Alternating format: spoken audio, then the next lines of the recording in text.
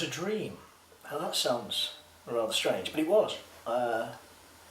We had, as a company, we had a problem that we had a deadline. We had to get 13 episodes out in a very short time.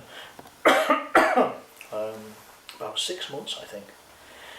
And I think what probably happens is that when you've got problems, production problems, maybe they're resolved during the night when you're asleep. But I had this dream about characters moving heads on wheels, which sounds very strange now when I look back. But that's where the idea of the wheelies came from. And in production terms, it was a great plus for us, because one of the most time-consuming things about puppet work is making characters walk. So in Chorlton the Wheelies, Chorlton is the only character that in fact walks. He's a happiness dragon, and he arrives in this strange world peopled by these wheelie heads. And it's being ruled at the time by this rather nasty witch called Fenella. And when Chorlton arrives, this egg from outer space somewhere, and this silly dragon comes out, he's a happiness dragon.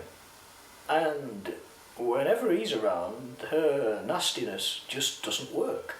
So the sun shines, the sky turns blue, and everybody unfreezes from their fixed sort of position they were in. And the world is alive and happy because the happiness dragons arrived. But going back to movement and the time factor, we don't ever walk Fenella, you'll notice in the shows. Fenella, to move her, to get her from where she is to her kettle base, she sinks into the ground and comes up somewhere else. So you're moving her in steps into the distance.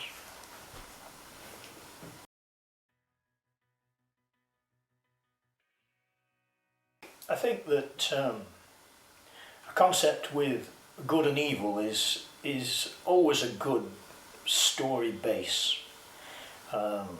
You have friction, you have the ability for your hero to overcome the bad person, and in the process he saves the innocents, and that is in fact what Chorlton is. It's a battle between good and evil, but not in a very heavy, profound way, just in a nice, jolly, silly way. And Fenella never wins.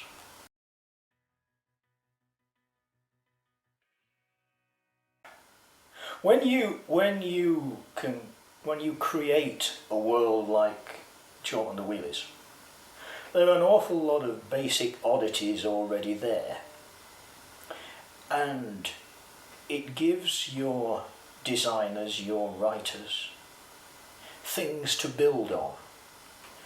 For example, if you've got a nasty witch, she's going to have helpers. Now, in a world as surreal as Wheelie World, what would those helpers be like? Well, she had the toadies, rather nasty little things that could disappear and appear somewhere else among the wheelies and tell tales, go back and tell tales. She had the spikers, which were little balls with all spikes sticking out. In her kettle home, she had a magic spell book. What was his name? Spilderbeans, I think his name was. And he spoke with a strong German accent. And as the spell book spoke, the pages would open and close. Now, those ideas come to you as you're adding more things to the concept. Get the concept first, get the basic concept, the good and evil and the innocence. And then you start adding things to it. For example, one of the other things that we added was, first story we added Pablo Petito, the Latin American dancing duck, who was going to some dancing championship And all that Pablo ever does is he dances, he sort of swims through the tabletop. And he can duck down into the tabletop. If you look at the various stages that we created, 1, 2, 3, 4, and he's head down in the table. And that was the principle that we used throughout for Chorlton the Wheelies. We made Fenella sink into the table and come up again. And we made Pablo sink into the table and come up again. Those oddities just come to you when you're thinking of what's the next storyline going to be.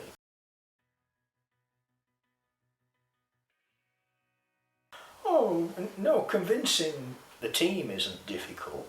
They all were on the same wavelength. So all the ideas didn't come from me, they come from all points of the compass.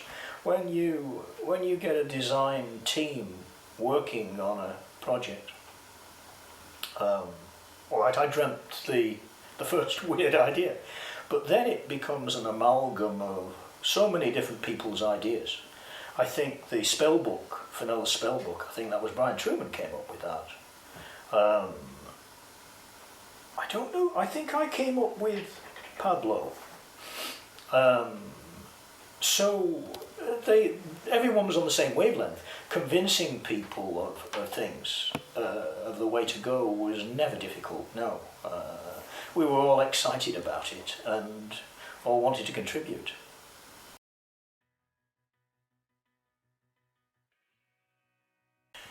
Yes, the different accents we gave the characters. It was only one actor who did all the voices, by the way, an actor called Joe Lynch. He did everything. But to give each character a different... Well, it isn't... You don't just give them an accent, you give them a personality voice as well. In that Chorlton, for example, had a Northern English voice, but his delivery was slow and steady, and you knew that he wasn't a dangerous person because he was... But Fenella, the witch, we made her Welsh, and she spoke with a very sort of rattle like this. She spoke this very sort of excited and very annoyed. And so you're not just giving them an accent, you're giving them a personality type voice as well. And that's the way of building character.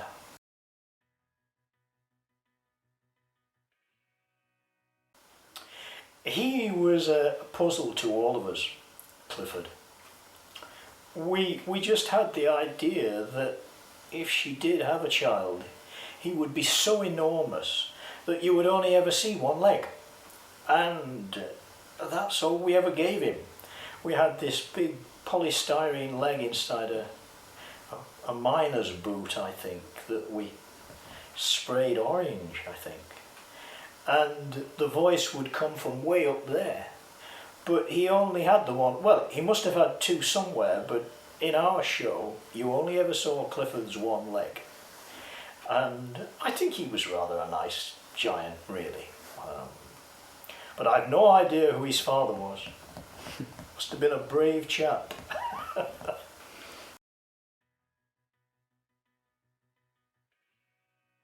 I think when you're creating characters, I think that they become an amalgam of so many different things. You're influenced by so much in life. The films that you see, the cartoons that you've seen, comedians that you hear on the radio or see on television. And when you're thinking of a character for a show, I suppose it comes from all those things. The idea of what that character is like comes from things that are inside your head. That's not a defence. It's just the way it happens.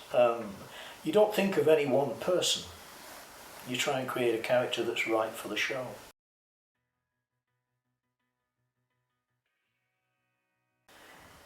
My favourite character, I think, would be Chorlton, because he's such a nice simpleton.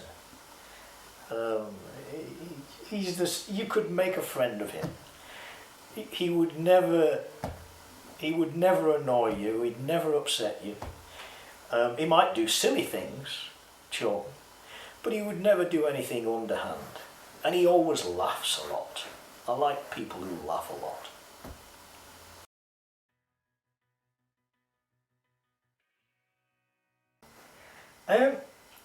The design of the characters. I think I'm responsible for it really. I think I designed them. And I carved them too. I made them, most of them. I know I carved all these different heads. And the logic behind it, let's take Chorlton.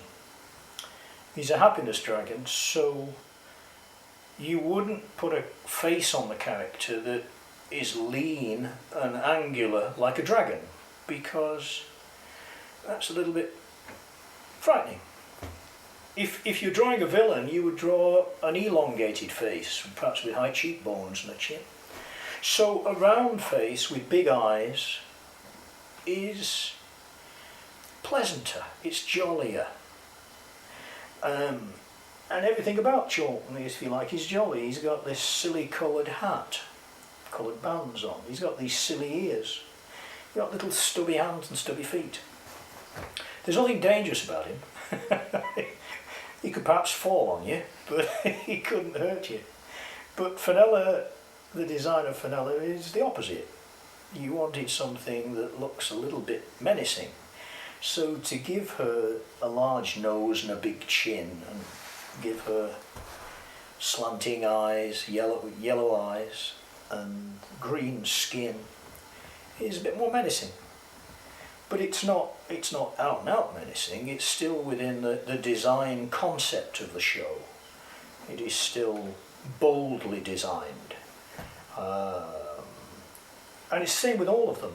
All of the Wheelies are round and simply designed.